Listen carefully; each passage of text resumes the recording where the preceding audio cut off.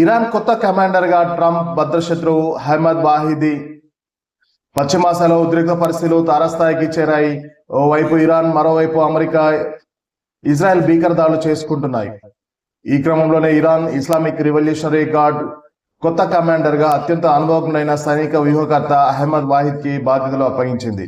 మార్చి 1న Israel జరిపిన దాడిలో మాజీ చీఫ్ మొహమ్మద్ పక్పూర్ మృతి చెందడంతో ఆ పదవిలో వాహిద్ని నియమించారు. ట్రంప్ భద్రశత్రువైన ఇతడి గురించి ఇప్పుడు తెలుసుకుందాం. 1958లో ఇరాన్లోని షిరాజ్ నగరంలో అహ్మద్ వాహిద్ జన్మించారు. 1979లో అక్కడ ఇస్లామిక్ విప్లవం వచ్చిన సంగతి తెలిసిందే. ఆ సమయంలో వాహిద్ ఐఆర్జీసీలో వ్యవస్థాపక సభ్యుడిగా ఉన్నారు. అప్పటి నుంచి ఇప్పటిదాకా ఇరాన్ రక్షణ వ్యవస్థలో ఆయన కీలక పాత్రలు పోషిస్తూ వస్తున్నారు. 1980లో నిఘా సైన్యంలో కీలక పదవులు నిర్వహించారు.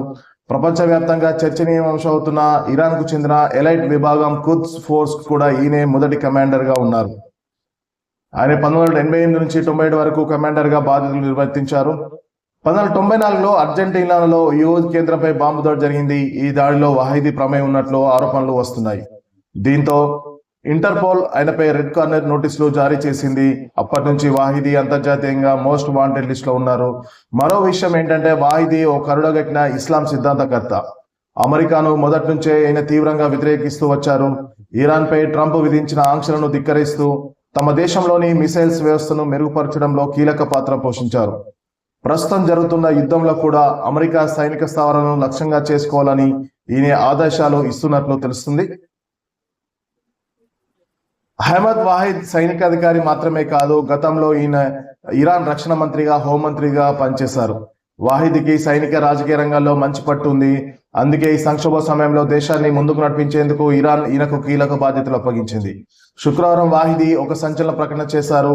అమెరికా తమ దాడులు ఆపకపోతే మిడిల్ ఈస్ట్ మొత్తం మంటల్లో చిక్కుకుంటుందని హెచ్చరించారు.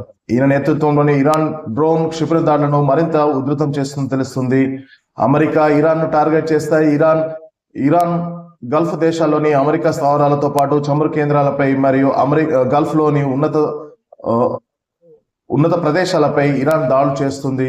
దీంతో గల్ఫ్ దేశాల్లో సామాన్య ప్రజలు తీవ్ర భయాందోళనకు లోనవుతున్నారు.